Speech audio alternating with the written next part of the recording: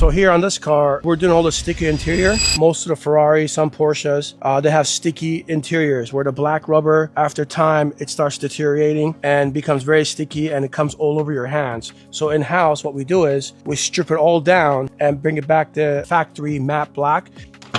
If you look at this one doesn't have it, how this one's coming apart. And if you touch it, it's like you can see my fingers getting stuck in there and then it's all black pieces are coming out of it. It's very sticky, you can see it. And it's terrible on these cars. I don't know why they did that, but we're fixing it. It's gonna go back to the original, if not better.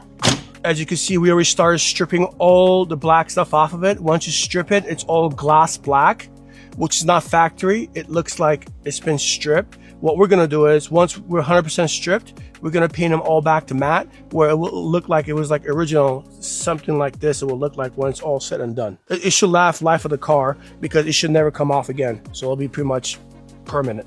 You don't want that on Ferrari because imagine you get out of the car and you're wearing something, you got black on your pants, on your shirt, on your fingers. It just looks stupid.